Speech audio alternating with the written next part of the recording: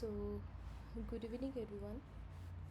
I hope my screen is visible and my voice is audible to you.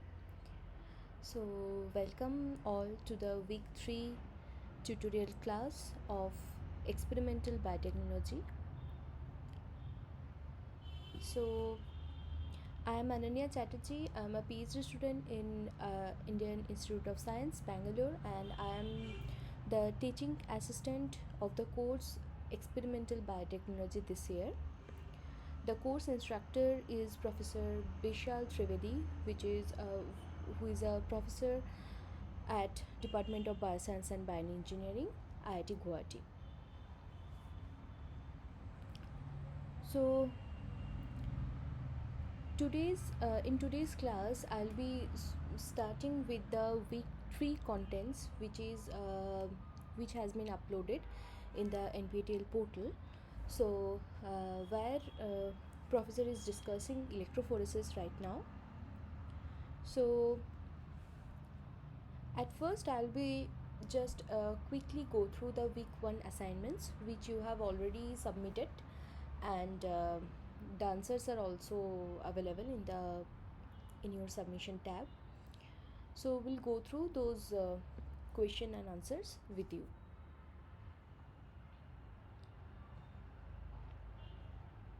Yeah. So in the first class, we have talked about pH, how you can deduce pH of ions and while making your buffer. So from that one question came, what is the concentration of H plus ions in pure water? So while calculating, you knew that the H plus ions of the concentration of H plus ions in pure water is 7. The concentration is 10 to the power minus 7. Okay, 10 to the power minus 7 molar. Now, the second question is, while working with radioactive isotopes, radioactive cells made up of which? So, you know that the radioactive cells made up of lead, those are used for protection. Okay. Now, biosafety level 3 is used for for organisms that options are cannot spread through aerosols in lab setting, which is wrong, are exotic and pose high risks of fatal aerosol transmission, are potentially lethal and can spread through respiratory transmission. This is the right answer. And the fourth option is are not known to be lethal, which is wrong. Now, the second question is, how much of NaOH is required to make 350 ml of 4 molar NaOH solution? So, in the first class, we discussed about how to make buffer, how to calculate those molarity, normality of a buffer, and here the molecular weight of sodium hydroxide is already given, which is 40 gram per mole. So you can calculate how you can calculate. So you'll be calculating in 1000 ml for 1 molar how much NaOH is present, 40 gram. So in 350 ml and 4 molar how much NaOH will be present? So by that method you will be getting 56 gram. Okay, so 40 into 4 divided by 1000 into 350, so that will give you 56 gram. In case of diabetes and fasting, what is released which causes acidosis in stomach? So the released compound is beta hydroxy butyric acid.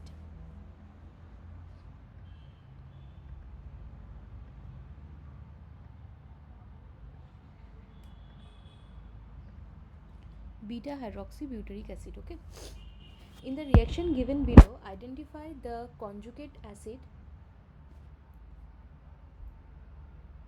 So identify the conjugate acid for the base ammonia which dissociates in buffer system as follows. So here in this reaction you can see HCl plus ammonia equals to ammonium ion plus chloride ion. So in this reaction what has happened? HCl has given H plus, NH3 has taken H plus and formed NH4 plus. So if NH4 plus so if NH3 is the best, then what will be the sorry is the best, then what will be the conjugate acid?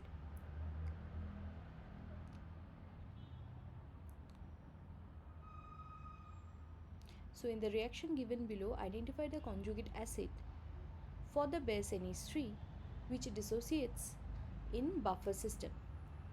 So acid will be which will be giving H plus ion. So it will be NH4 minus this one. So that will give H plus ion and form ammonia, that is NH3. During titration of a weak acid with strong base, which of the following will be observed? pH will keep on increasing constantly. pH will increase rapidly initially and slowly near pK value of acid. pH will not increase. pH will increase slowly initially and sharply near pK value of acid. So the answer will be while you will titrate of a weak acid with strong base, pH will firstly increase initially rapidly and then slowly near pK value of acid. Second question, for the given chemical reaction HNO3 plus H2O, from that H3O plus NO3 minus, Henderson-Hasselbalch equation is expressed as follows: pH equals to pKa plus log NO3 minus divided by HNO3. Okay. pK can be defined as pH at which 50% acid is ionized. For preparing a buffer of pH 6.5, what is the ideal pK range of the acid to be used? Which is 7 plus minus 1. So which is 7.5 to 8.5. Okay. Sorry. Um which is plus minus 5. That means, so if you consider 5.5 minus 1 and plus 1, if you consider, that is 7.5, that is 5.5 to 7.5 if the pH is 6.5. If the pH is 8.5, then it will be 7.5 to 9.5. Okay.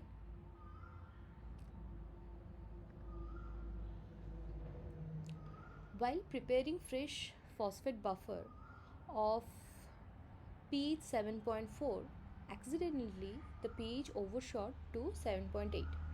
What should be ideally used to adjust the pH of phosphate buffer back to 7.4?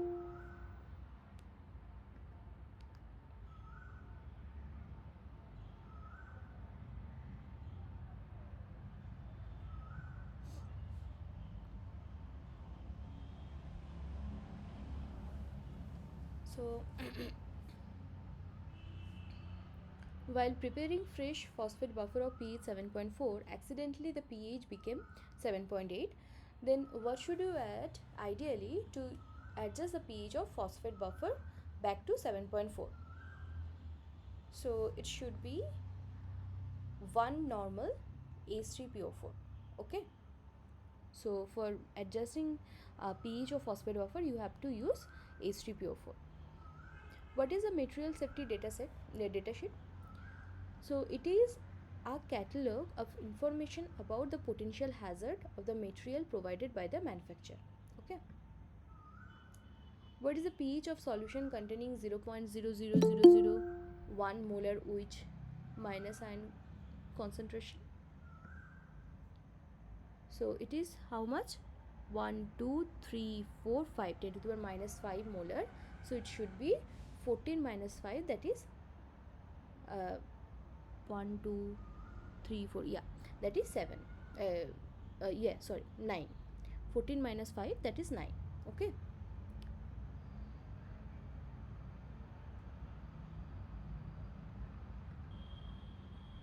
While pipetting a high viscosity liquid, which of the following technique should be followed?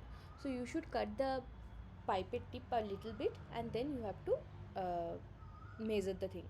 So answer will be cut the micro tip from top.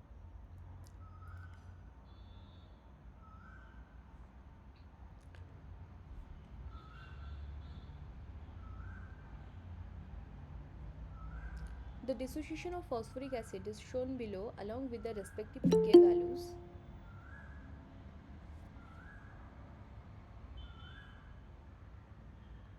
pK1 equals to 2.12, pK2 equals to 7.21, pK3 equals to 12.32. H3PO4 dissociates to H2PO4 minus. H2PO4 minus dissociates to HPO4 minus 2. HPO4 minus 2 dissociates into PO4 3 minus. Which of the following pK values makes it a suitable phosphate buffer system in the pH range 2.9 to 3.1? So you have to find whose pK is belonging to in this range. So whose pK? 2.12. pK1 2.12 is in between 2.9 to 3.1, or not in between but is nearby. So the answer will be pK1.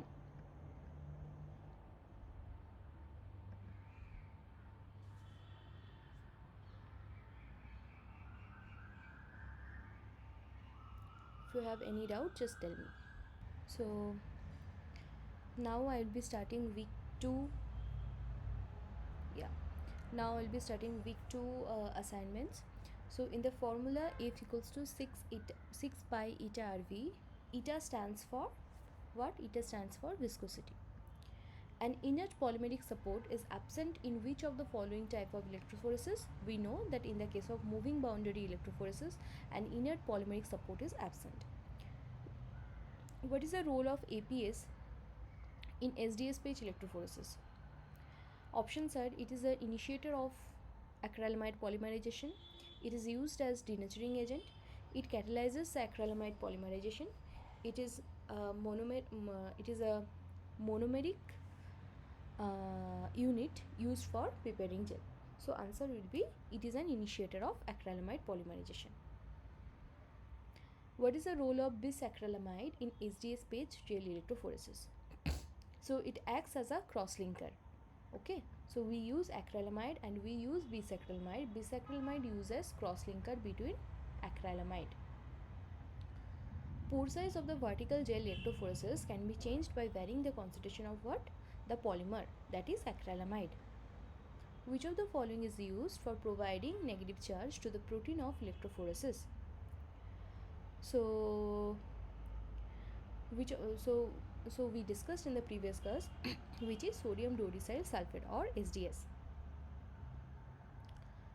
Kumasi Brilliant Blue has same affinity for gel and the protein band? No. More affinity towards protein band and less affinity towards gel, which is correct. More affinity towards the gel, which is wrong. No affinity towards gel as well as protein band, which is wrong. In horizontal gel electrophoresis, the electrodes are usually made of platinum. The staining mechanism of ETBR dye used in agarose gel electrophoresis for DNA staining is that it intercalates between stacked bases.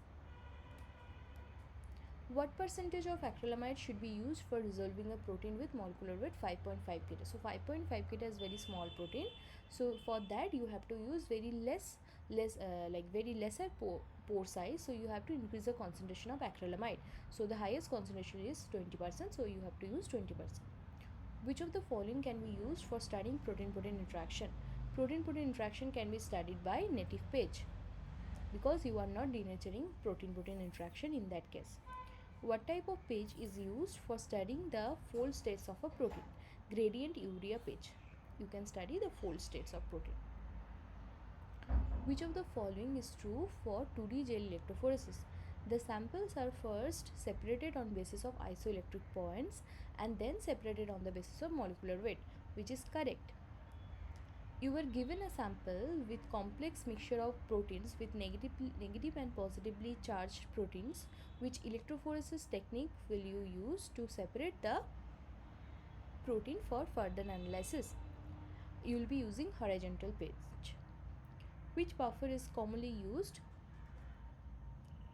which buffer is commonly used in native horizontal page? The buffer you use is at pH 8.3 1x triitris glycine buffer. Okay.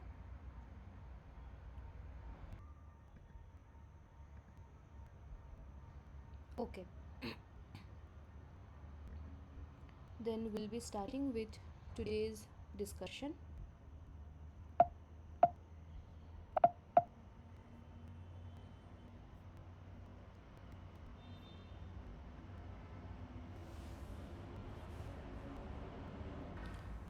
So as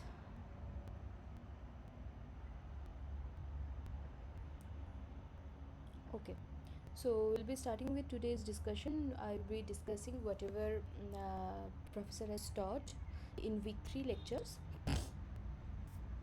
So this after so yesterday we were discussing about Kumasi blue staining. So while you run your gel in SDS page or native page, whatever, so what do? You do the gel, you stain the gel with Kumasi brilliant blue. So after staining, the stain binds with protein and also binds with gel. So the gel looks like this, totally bluish. But the stain is not binding with greater affinity with gel. So if you do destaining, so what happens? The as the affinity of the stain with gel is very less, so it gets destained and only the proteins got shown up. So this is Kumasi Brilliant Blue R250 staining of polyacrylamide gel. Now you have to understand how this experiment goes. Okay, what is the procedure behind it? So in your laboratory experiment, what is there? Analyze a crude mixture of protein sample and stain the gel with Kumasi Brilliant Blue R250 dye and perform image analysis. So you know from beforehand is that Kumasi Brilliant Blue R250 non-specifically stains almost all proteins, and the staining procedure is rapidly, simple and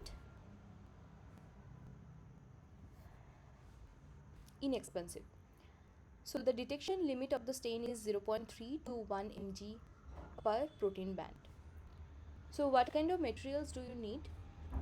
You need polyacrylamide gel containing protein bands. You need Kumasi Brilliant Blue R250 staining solution.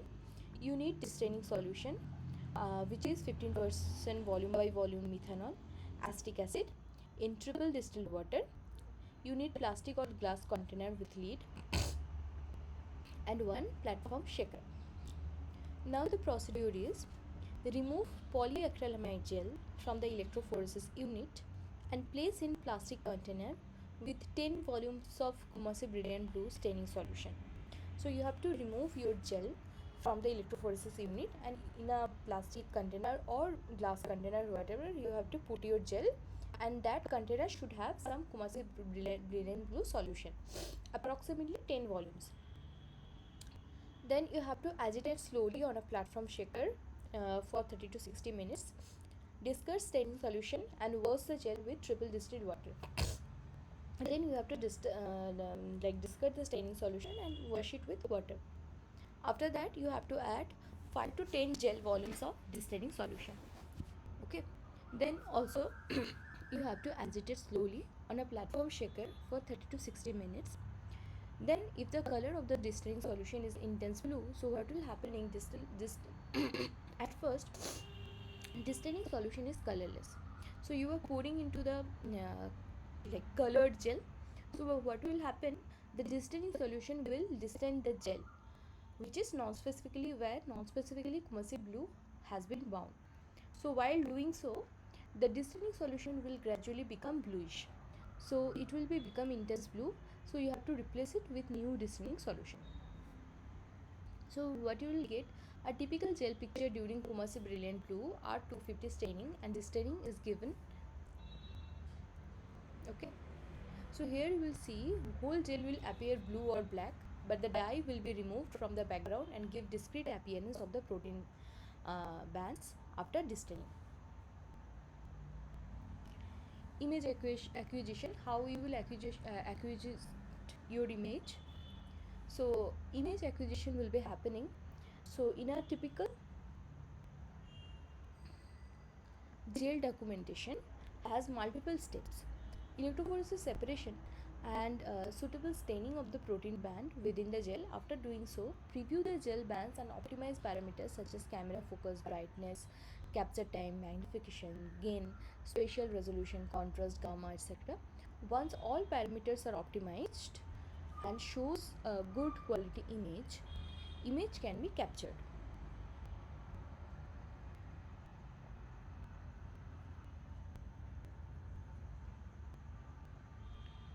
So save the image in a suitable digital image format. Before discussing image analysis, we will discuss few features of the camera and benefits. So number of pixels. Number of pixels in a given area increases the spatial resolution, but it comprises a lot of sensitivity and accuracy. Size of pixels. Smaller pixel size increases the resolution, whereas larger pixel size is more accurate, sensitive, and takes lesser time to collect signal. Size of detector. Size of detector decides the field of viewing, but it increases the cost of optics. Cooling temperature. Cooling reduces the noise, but it is irrelevant for first exposures. Readout noise specification. Lower values can allow to acquire low light intensity, but a slower acquisition may be required to achieve lower readout noise values. Quantum efficiency value. Higher quantum efficiency is better, but it should be considered along with camera noise. Analysis of digital image. So some popular imaging and analysis software such discussed. An image analysis typically involved several key steps, which are: step 1, detection of lens position. The first step in image analysis is to identify and mark the lens position. So there are different ways to do this task. For gels with well defined bands, automatic lens detection algorithm uh, can be able to detect lens. If the bands are smiling or not straight, then a manual positioning or identifying lens is the best. There is necessarily consideration while doing manual positioning. The bracket used should be large enough to cover whole lens, but it should not wide to include bands of other lens. Detection of band. Once a lane is defined, protein bands in the lane can be defined by systematically scanning lane profile and identify the region of local maxima as band. Background subtraction. Background plays important role in identifying the protein band as well as measuring the band intensity. Background of a gel picture is non-uniformly distributed and made the measurement less accurate. Many methods of background subtraction are possible. In one of the methods, a replica image can be generated and then digitally subtract from the original image to correct the background. Step 4, measurement. Once length and bands are defined, it is possible to perform quantification and characterization step. The amount in each band is qualified in comparison to the background information and the total intensity present in all pixels present in the band. If the known amount of the protein sample is loaded, then a calibration curve can be drawn and used to more accurately quantitate the band intensity. So this is all about Kumasi blue stain. So you have to stain and then you have to visualize in some like gel documentation parameter. If not, you can also visualize in white light illuminated. If you place onto the background of white light, the band you can easily distinguish, and you can capture those images through your phone or some camera. But these are the procedures of digitally document your gel image. Now your gel can be stained using Kumasi brilliant blue staining, also using silver stain. So silver stain is more sensitive. So it's around 50 to 100 times more sensitive than Kumasi brilliant blue. But this method is not compatible with the downstream mass spectrometry applications. So now we'll be discussing the materials and methods of silver staining procedure. So materials are polyacrylamide gel containing resolved protein sample. You have to have the gel. Then fixing solution A, which is 40% ethanol and 10% acetic acid in water. Fixing solution D, 5% ethanol and 5% acetic acid in water. 0.5 molar sodium acetate and 1% glutaraldehyde or 1% glutaraldehyde. 0.05% weight by volume 2,7 naphthalene disulfonic acid. 6 ammoniacal silver nitrate solution. 7 citric acid developing solution. Then you need to have stop solution, which is 5% tris base containing 2% acetic acid. Plastic or glass container with lid where you will place the gel and mix those solutions. And another one is platform shaker. Now the procedure is, at first you have to remove page gel from the glass plate and wash with deionized water. Remove water and fix the gel in the following manner. At first 1 hour in fixing solution A, 10 to 20 gel volume. 2 hour or 2 overnight fixing solution B, 10 to 20 gel volume. Wash with deionized water. And fourth is 30 minutes in 0.5 molar sodium acetate or 1% glutaraldehyde. Wash with deionized water. Incubate the gel with in 5 to 10 gel volume 0.05% 2,7 naphthalene disulfonic acid solution for 30 minutes. Wash with deionized water. Stain gel with 5 to 10 volumes of freshly prepared ammoniacal silver nitrate solution. Wash with deionized water. Develop gel with citric acid developing solution. Now you have to develop your gel with citric acid developing solution. Development will continue until the appearance of bands. After developing is done, remove developing solution and stop the reaction with 5% tris base containing 2% acetic acid.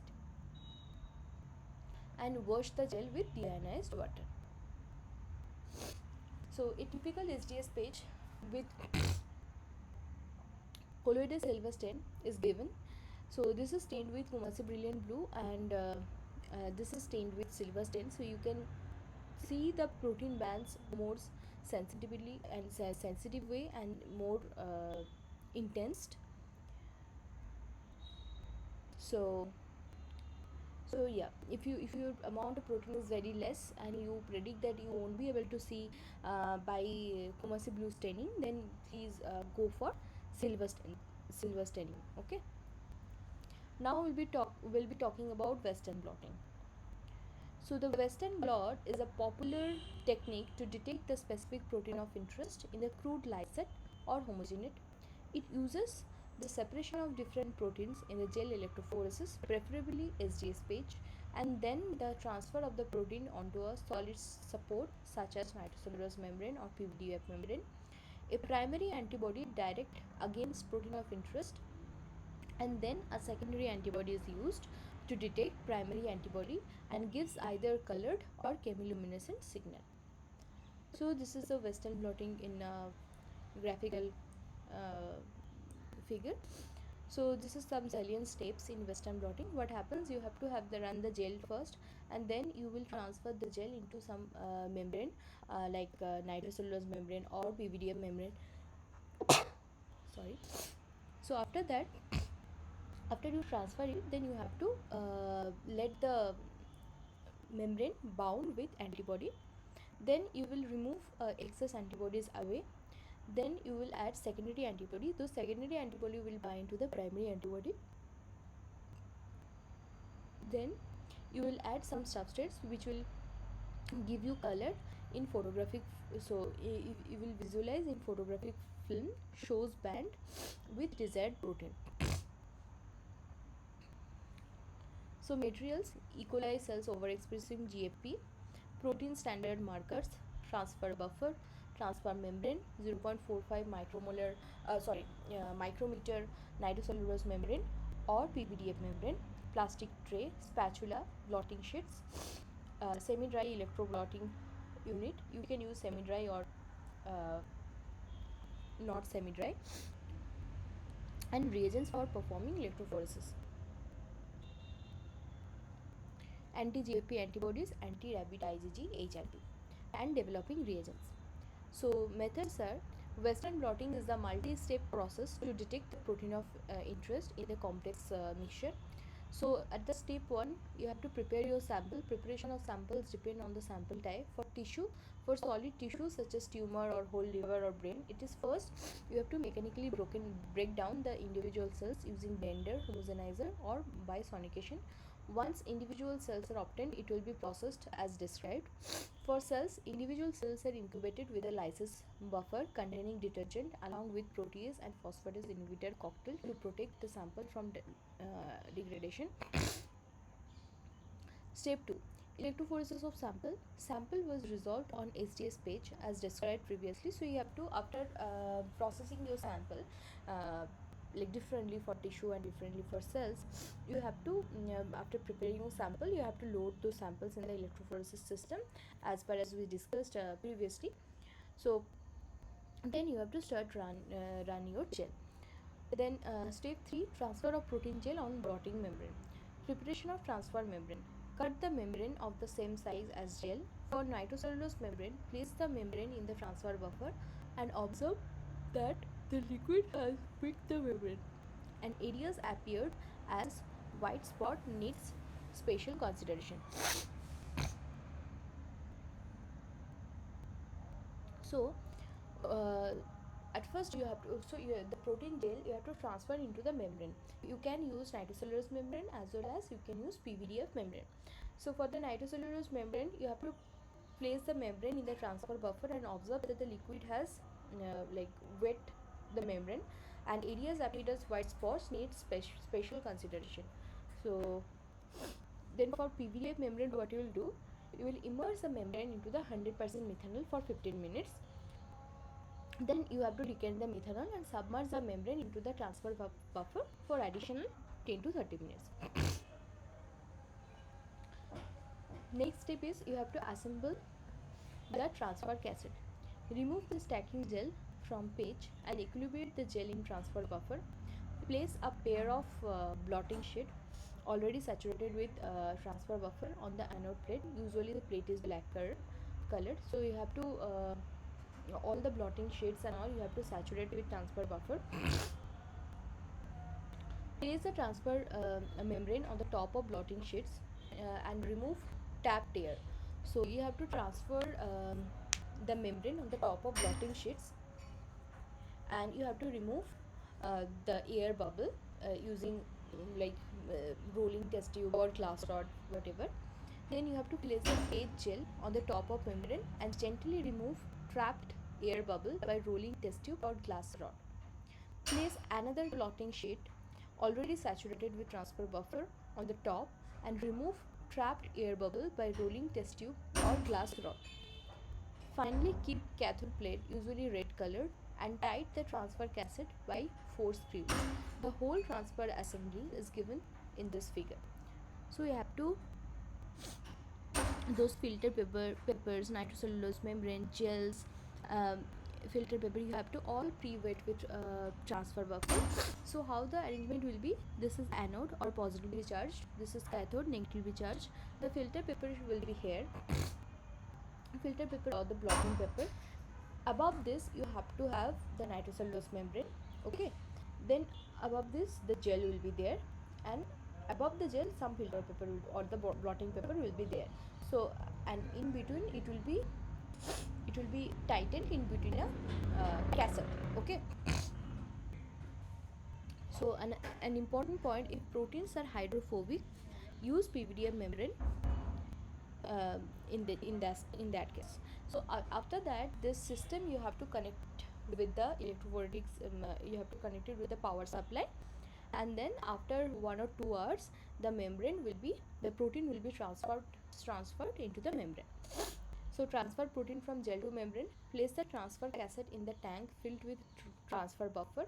Connect the transfer apparatus to the power supply unit and apply constant voltage.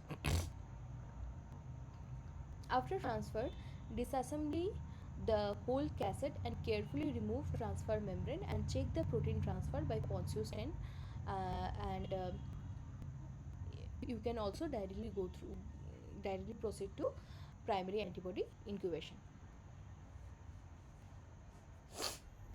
This next step is blocking. So after when all the proteins are transferred to the membrane, you have to wash the membrane with distilled water to remove any remaining ponds S10.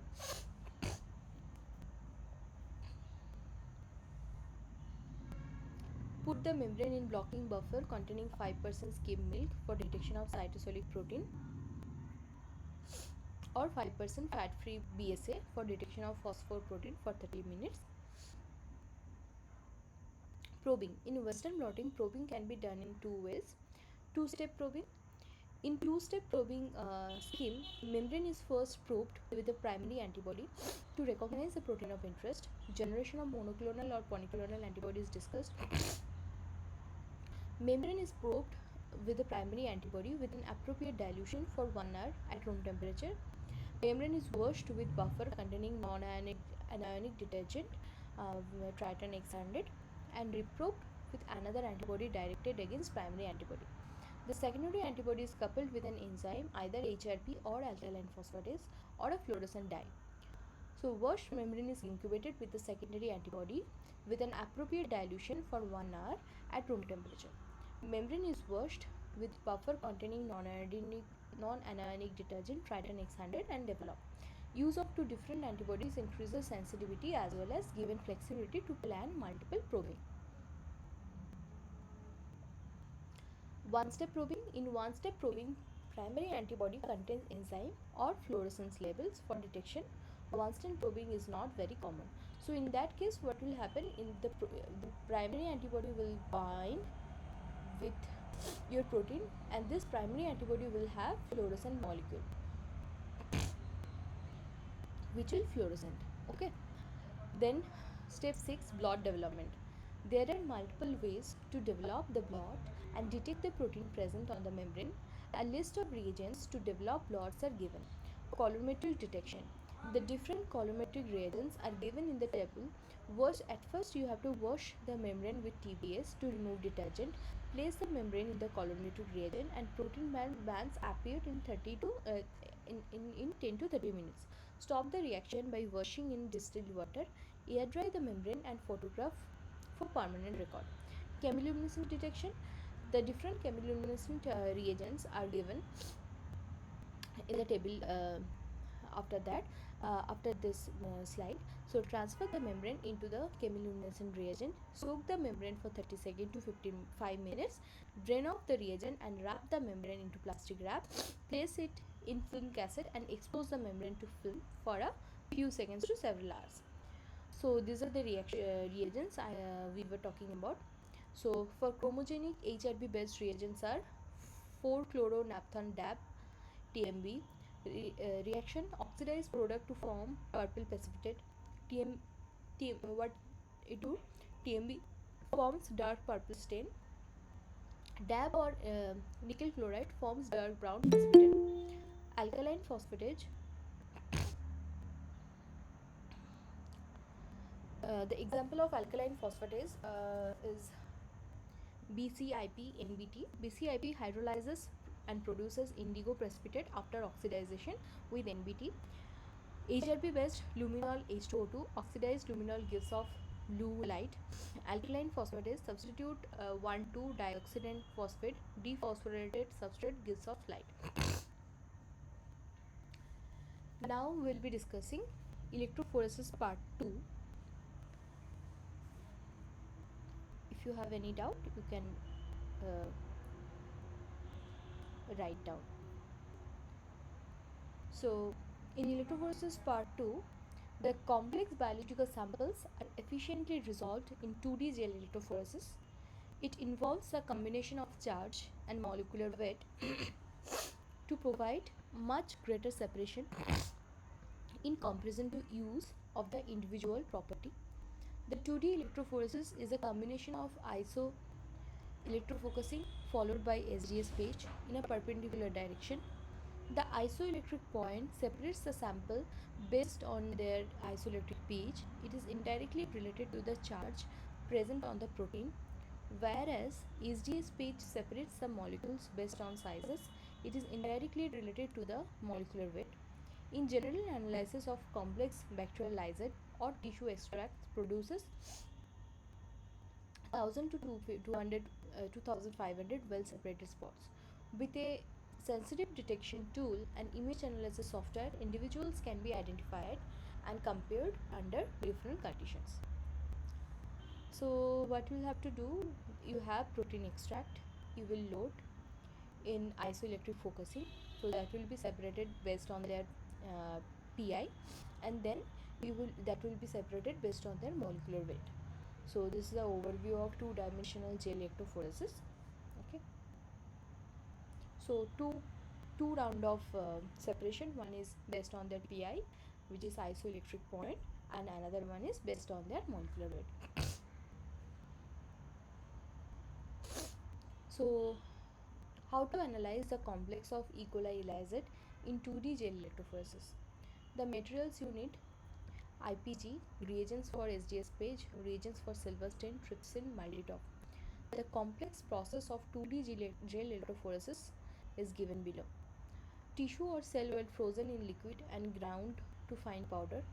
Grind to fine powder. The powder was mixed with chilled 1% trichloro trichloroacetic acid in acetone with 1% DTT. The tissue suspension was incubated for 1 hour at 20 degrees Celsius, and mixture is centrifuged at 35,000 G for 15 minutes at 4 degrees Celsius. Discard the supernatant and carefully dissolve the pellet into ice cold acetone containing 1% DTT. Incubate the suspension for 1 hour at minus 20 degrees Celsius, and subsequently centrifuge the mixture at 35,000 G for 15 minutes 4 degree. Discard the supernatant and pellet was freeze dried multiple times. So this some amount of pellet will be suspended in 750 microliter of lysis buffer. So lysis buffer consists of urea, chaps, ampholyte. The pH should be 3 to 10 and 1% DTT, and you have to incubate it for 1 hour at 37 degree. Then centrifuge the suspension at 12,000 G at room temperature and collect the supernatant in fresh tube. Determine the protein concentration by Lowry or Bradford method. So cells or tissues, you have to isolate proteins from cells and tissues and produce protein extract. So you will run on the gel strip, so based on their pi, and then you will load strip on second gel, and direction, this is the direction of electric current. So the gel proteins will be separated based on their molecular weight now. So spots representing one or more proteins. Now you can also cut out spots of interest and do mass spectrometry for analyzing your proteins. IPG strips is from the pH 3 to 10 were rehydrated overnight with 350 microliter of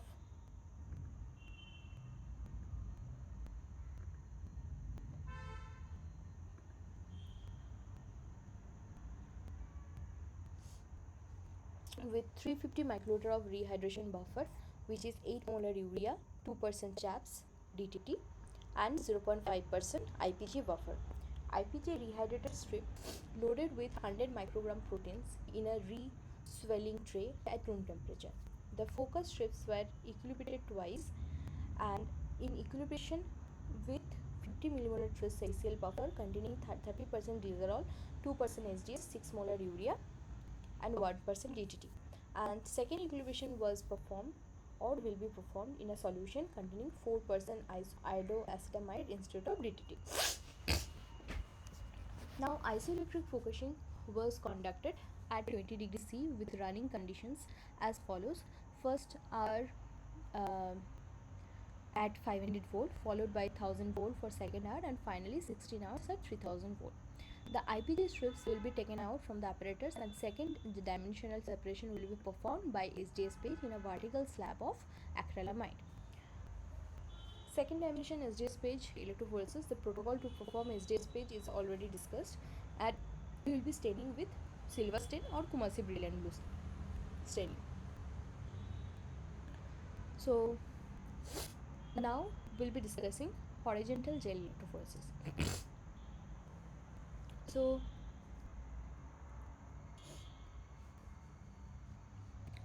So we have discussed vertical gel electrophoresis, where we saw that how to isolate or how to differentiate between different proteins based on their molecular weights, based on their charge, based on their pi, that is isoelectric point. Now we'll be discussing horizontal gel electrophoresis. So horizontal and vertical are based on how you're placing your gel. Is it like vertical or is it horizontal?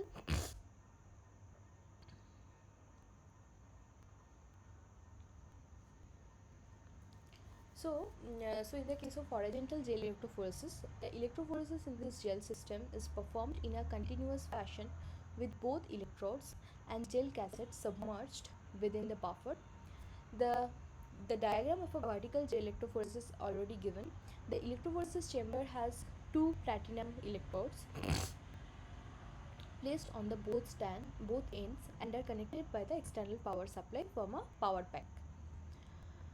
The tank filled with running buffer and the gel casted is submerged inside the buffer. And some additional accessories you need are agarose gel castings, like you need the casting the agarose gel such as comb. So you will make your gel, and for casting the wells you need the comb to prepare different well, spacer and gel caster, etc. These are the some components you will need for starting your horizontal gel electrophoresis. Which are the buffer and reagents for electrophoresis we need?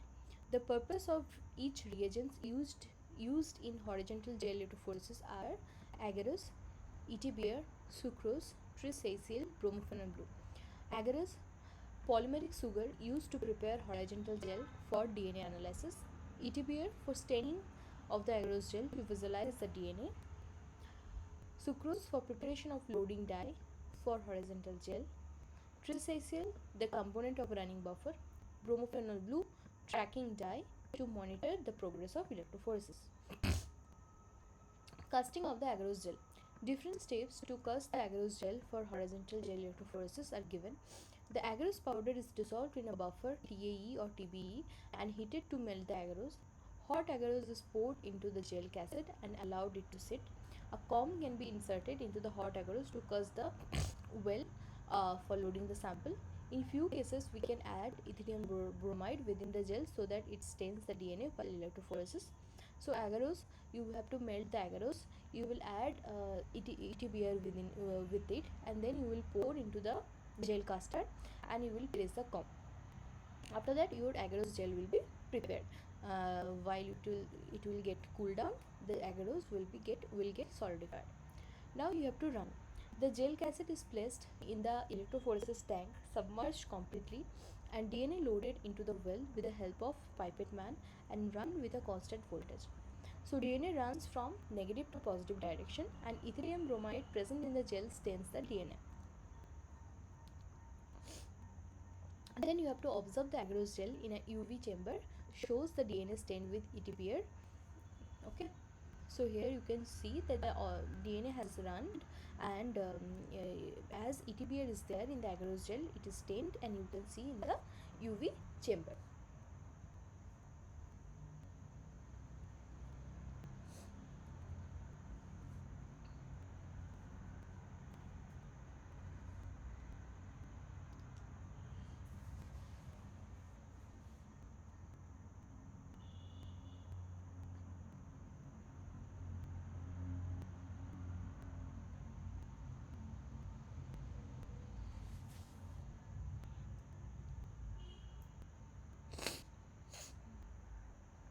Okay.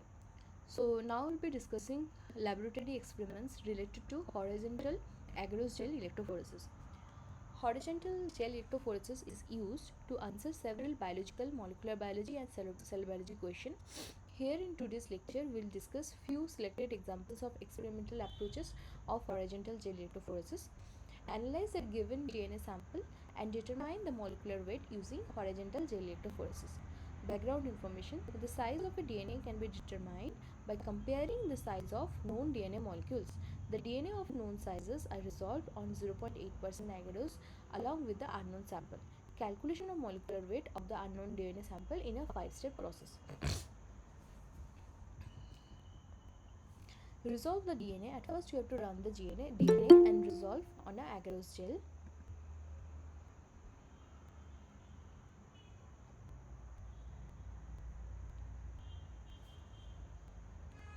Along with the DNA molecular weight markers. Then you have to calculate the relative mobility using the formula. Then you have to plot log molecular mass versus relative mobility on the standards. Perform a linear regression using a calculator or using regression software such as Microsoft Excel. Use the linear regression equation y equals to mx plus c to estimate the mass of the unknown DNA. So log molecular weight equals to slope into mobility of the unknown plus y-intercept. Now materials required. Agarose, buffers, reagents for horizontal gel as discussed before. Procedure. The value of the relative migration of each DNA band is calculated from the agarose gel. The values of relative migration and size of the DNA is used to draw the calibration curve to calculate the size of the unknown DNA samples. Now, the another lab experiment you can do, analyze the interaction between single stranded binding protein and different DNA species. Background information. DNA, DNA is a negatively charged molecule, and it interacts with positively charged protein to form DNA protein complex. The size and the hydrodynamic volume changes when DNA is interacting with protein to form DNA protein complex. So hence at the end of the experiment we can be able to understand several aspects of DNA protein interaction. Number one, whether protein X has the affinity for DNA and the interaction is specific or non-specific in nature. What will be affinity parameters of the interaction of DNA to protein in making DNA protein complex? So in this case, materials required: agarose, TAE buffer, ETBR, pure single stranded SSB, and DNA. Procedure. To study the DNA protein interaction, a fixed amount of DNA is incubated with the increasing concentration of protein. Due to the formation of DNA protein complex, the hydrodynamic volume of the complex increases and a shift in band is observed. The DNA has an extended structure and it provides docking site for several protein molecules such as single stranded binding protein. Observation: as a result, a gradual shift in DNA band will be observed until the DNA binding site is not saturated with the protein molecules. So in this way you will load, at first in the control you will load only DNA, then in a increasing fashion you will load DNA plus protein. DNA protein interaction analysis by agarose gel electrophoresis. Electro-elute the given protein sample, so and determine its concentration. Protein band present within the polyacrylamide gel block is removed by electroelution for further use.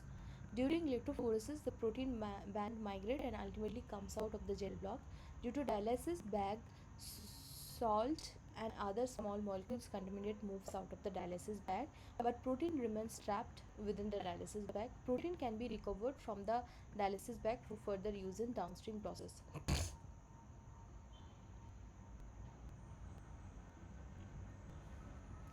So what are the materials you need?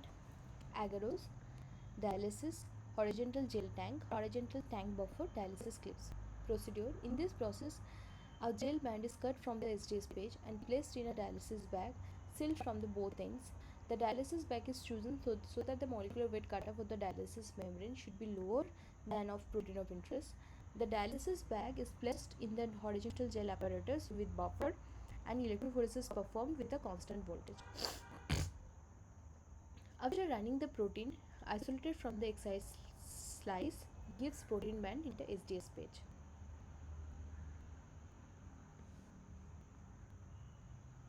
So like this you will place your cut gel into inside a dialysis bag.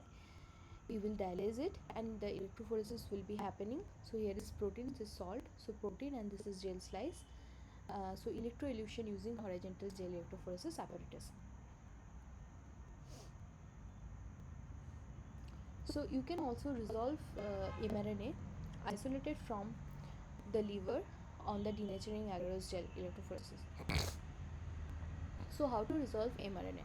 So far we have discussed resolving protein, resolving DNA. Now we'll be discussing resolving mRNA.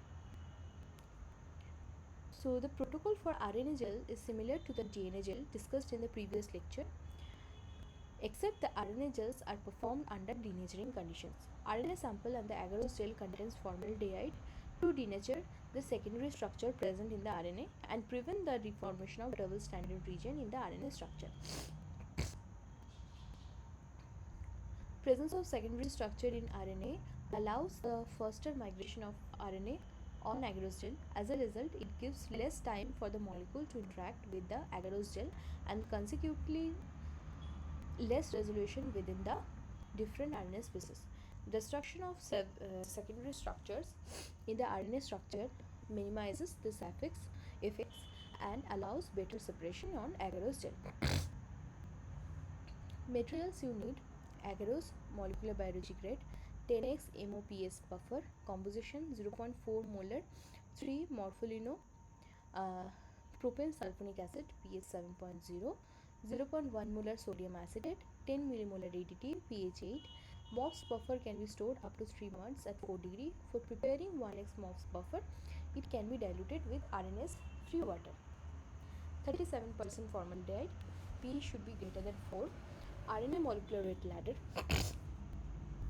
0.5 molar ammonium acetate, 0.5 microgram per ml ethidium bromide in 0.5 molar ammonium acetate, RNase free water, formamide, formaldehyde loading buffer. Composition is 1 millimolar DDTA, pH 8, 0.25% propanyl blue, 0.25% xylene cyanol, 50% glycerol. Loading buffer can be filter sterilized by passing through 0.22 micrometer filter. It can be aliquot into the small volume and stored at -20. Autoclave gloves and 55% water bar. Horizontal gel electrophoresis system, power supply, RNase free container for staining and destaining, shaker, UV chamber, gel dock, and flask for preparing agarose gel. So before running mRNA, you have to isolate mRNA. So how to isolate? Isolation of mRNA. The structure of a typical mRNA is given, which has a 5' cap, 5' untranslated region, coding sequence, 3' untranslated region, and polyalanine tail. Poly, poly A tail, which is polyadenosine tail. So the nucleotide A forms two hydrogen bonding.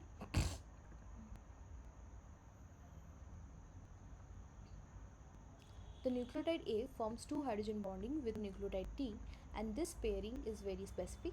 Exploiting this feature, mRNA population can be isolated from RNA pool using poly T affinity column. The steps in mRNA isolation from cells is given. So you have to at first you have to release the total RNA either by a lysis buffer containing detergent or by homogenization in the case of heart tissue. Mixing of poly T containing bits with total RNA preparation. Due to mutual exclusive affinity, mRNA binds to the poly T bits. Wash the bits with washing buffer to remove non-specific cross-contamination species. Elute the mRNA from bits and its purity can be checked on polyacrylamide gel. So this is lysing or binding buffer. Tissue homogenization happens. Then you bind with oligo DT bits, wash with buffer, elution, collect pure poly A plus RNA. So you have to discuss supination, then resuspend in elution buffer and separate bits from elute with centrifugation. Okay. Then preparation of casting of denaturing agarose gel. Preparation of RNase free water. Dissolve Depsi in deionized distilled water to a final concentration of 0.1%. Start the solution for 12 hours at room temperature and then autoclave to disintegrate Depsi and store at room temperature. Casting of agarose gel. In a flask, add 1 gram agarose to the 75 ml of RNase free water. Heat the solution to melt the agarose and observe the disappearance of agarose flakes.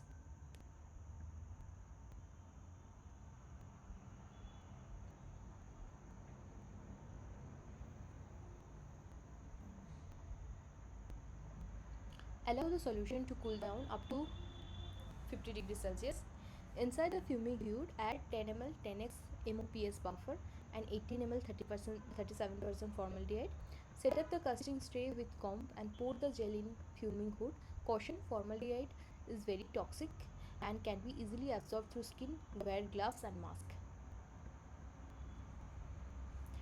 Preparation of RNA sample. Take the RNA sample and make up to 6.5 microliter with appropriate quantity. To each sample, add 2.5 microliter of 10x MOPS running buffer, 4.5 microliter of 37% formaldehyde, and 11.5 microliter of formamide.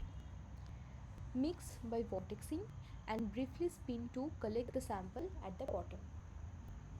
Inside the hood, add 5 microliter RNA loading buffer, mix by vortexing and briefly spin to collect the sample at the bottom.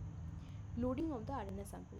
Fill the agarose denatured gel prepared with 1x MOS running buffer. Load the RNA sample into the lid.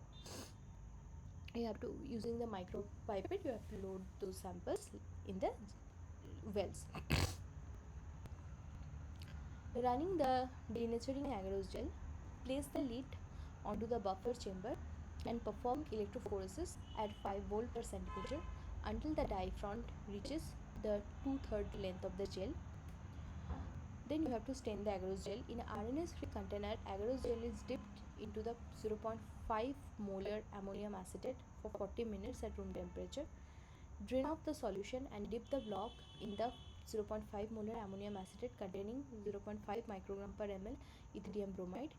Incubate on room temperature for 30 to 40 minutes. If required and the stain is too intense, it can be distained by 0.5 molar ammonium acetate for another 60 minutes. So this is how you will run the gel, and you will separate RNAs, mRNAs, and you will stain the gel and visualize.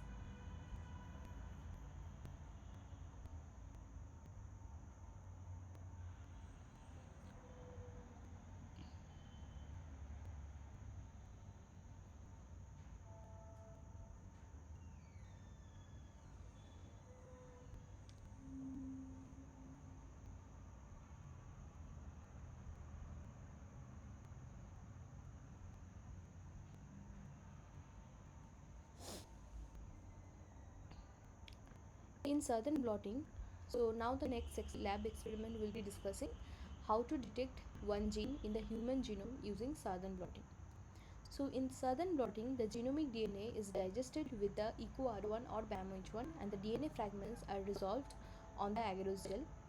The gel is incubated in an alkaline solution to denature the double-stranded DNA to a single-stranded form. DNA is transferred on the nitrocellulose membrane by capillary action by applying a uniform pressure, either by suction pressure or by placing wet paper towels.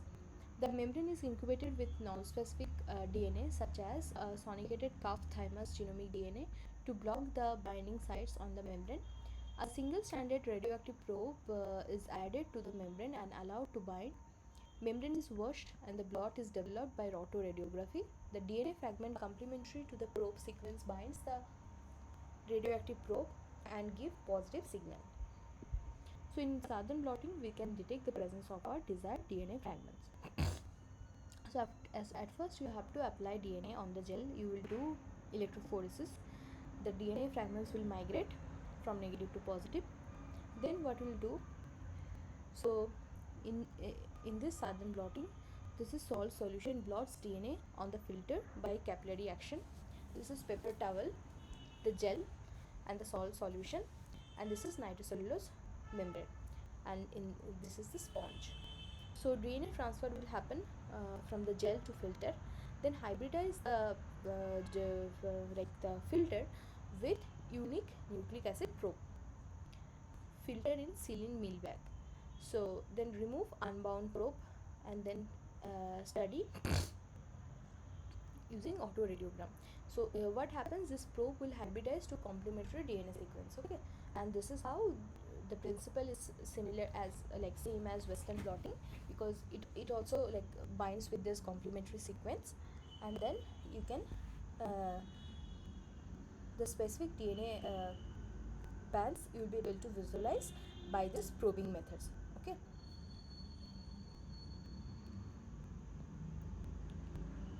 So, any doubts so far?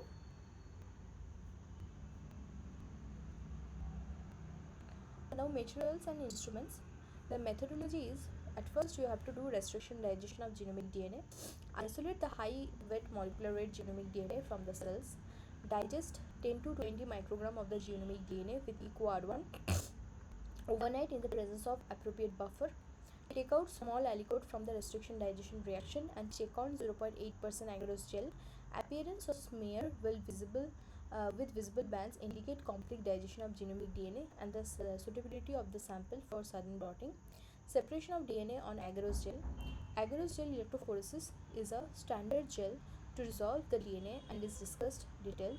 As a standard practice, agarose used for sudden blotting is of ultra pure quality to avoid contaminants affecting migration of DNA. Observe the gel in UV transilluminated and record the pattern in a gel documentation system. You have the blot of DNA on the nylon membrane. So here we'll be discussing two most popular methods to transfer the DNA onto the nitrocellulose membrane. One is capillary transfer method. The setup to perform capillary transfer of DNA from the gel to nitrocellulose membrane. At first, you have to soak the gel in 0.25 normal ACl for 10 minutes with shaking at room temperature. This step depurinate the DNA and facilitates the transfer of larger DNA fragments. This step can be omitted if the fragmented DNA is of smaller size. Remove the depurination solution, wash the gel with double distilled water, submerge the gel into the alkaline solution for 30 minutes at room temperature with gentle shaking. Alkaline solution will denature the DNA. Remove the denaturation solution, wash the gel with double distilled water, submerge the gel into the neutralization solution for 30 minutes at room temperature with gentle shaking. This step will neutralize gel without denaturing DNA. Pour off the neutralization solution and incubate the gel in the 10x SSC buffer for 30 minutes with gentle shaking. Preparation of nitrocellulose membrane for transfer. So cut a piece of nylon membrane to the size of agarose gel. Mark the nylon membrane by cutting on one corner. Wash the nylon membrane with double distilled water and then soak the membrane in the transfer buffer. Cut two pieces of 3 mm Wattman filter paper slightly bigger size of the gel. Wet the filter paper with transfer wafer. Set up the blotting tray. Add 500 to 800 transfer buffer ml of transfer buffer in the transfer tray. On a glass solid support, place a piece of non-woven wiper with the size of the solid support to serve as wick. Dip both ends of the wick in the transfer buffer. Wet the wick and remove the trapped air bubble by rolling glass rod. Place the gel on the top of the wick and remove bubbles. Overlay nylon membrane on the gel and carefully remove the trapped air bubble by rolling glass rod. Carefully lay the filter paper on the membrane. Remove the trapped air bubble by rolling glass rod.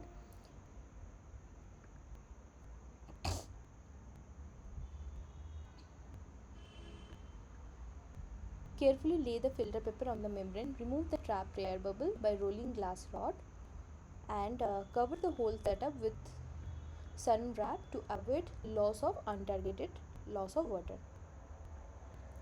Place a stack of paper towel over the filter paper. Place a glass plate and a weight on the top of the glass plate. Allow the capillary transfer for a period of 4 to 16 hours.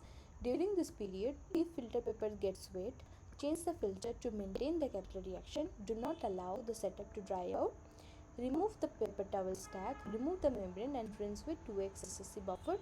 Check the DNA transfer blotting on the membrane by visualizing the membrane UV light. Under UV light, mark the position of DNA and different lengths. Immobilize the DNA on the membrane with a UV crosslinker with an optimal setting. So this is the glass plate support resting over plastic tray. This is the gel. This is gel screen membrane cut to exact size. 2 layers of 3 mm paper cut. The stack of paper towels and some wet so that capillary action happens. Vacuum transfer method. Compared to capillary transfer method, vacuum transfer method is more efficient. Complete transfer of DNA from gel to nylon membrane takes place in couple of hours compared to 16 to 20 hours in the case of capillary transfer.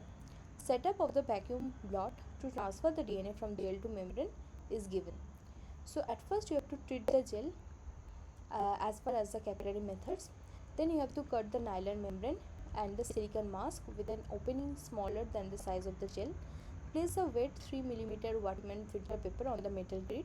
Place the nylon membrane on the 3 mm Wattman filter paper and subsequently put mask. Position the gel on the mask and place the cover of the vacuum blower to hold the mask. Apply the vacuum and initiate transfer process. Pour 5 to 10 ml of depurination solution to cover the gel and let the solution permeate the gel. You have to remove the depurination solution and replace it with 20 ml of denaturation solution and let the solution permeate through the gel. Replace the denaturation solution with neutralization solution and let the solution permeate through gel.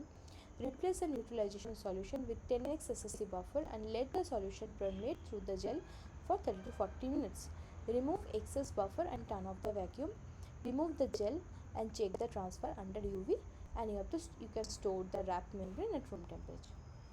So this is the setup for vacuum transfer for DNA from gel to nitrocellulose membrane. This is the tank, this is stabilizer, vacuum connector, the support, silicone sealing sheet, Wattman 3 mm filter paper, membrane, cover plate with 96 wells and buffer reservoirs, and the apparatus are connected with a screw.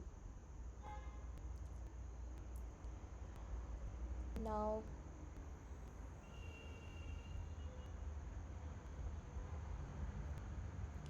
we'll be discussing how to prepare label probe. So preparation of label probe. Number 1, preparation of radioactive probe. These are two different methods used to label a single stranded DNA probe either at terminal or throughout the sequence. Number 1, random primer method. In this method, a random primer is used to anneal to the template and then a PCR reaction is performed in the presence of radioactive nucleotide. After PCR, newly synthesized DNA strand is labeled with radioactive nucleotide. The whole process is given. So the source double-stranded DNA is denatured to generate the single-stranded DNA template. A random primer is added and allowed it to anneal to the template strand. It will anneal to the random position throughout the sequence at multiple steps. Primer will anneal to the template strand, and now cleaning will start the synthesis of new DNA strand. Newly synthesized DNA will give short stretches of multiple labeled DNA probes. Second, terminal transfers. In this method, a terminal transferase enzyme will label the probe at the ends to the last nucleotide of the probe. Probe is incubated with the labeled nucleotide, and terminal transferase enzyme will add the labeled nucleotide at the end. A partial purification with gel filtration column will give labeled primer. This is source DNA 5'3', 3.25' denaturation will cause oligonucleotide primer added, hybridization is happening, DNA synthesis is happening with cleanure fragment and 4 DNTPs. These are labeled probe DNA, so labeled probe DNA will be getting. Hybridization and development of plot. Place the membrane in hybridization tube. Pre-hybridize in 10 to 20 ml hybridization solution at 65 degrees Celsius for at least 30 minutes. Preparation of probe for hybridization. Denature the probe by boiling for 10 minutes and quench on ice. Add the probe to the hybridization solution and incubate overnight. Use high temperature around 65 degrees Celsius for high stringency or moderate temperature for low stringency conditions. Rinse the membrane thoroughly with 10 ml of washing solution, 2x SSC containing 0.1% STS. Expose the membrane to an X-ray film for visualizing your gel.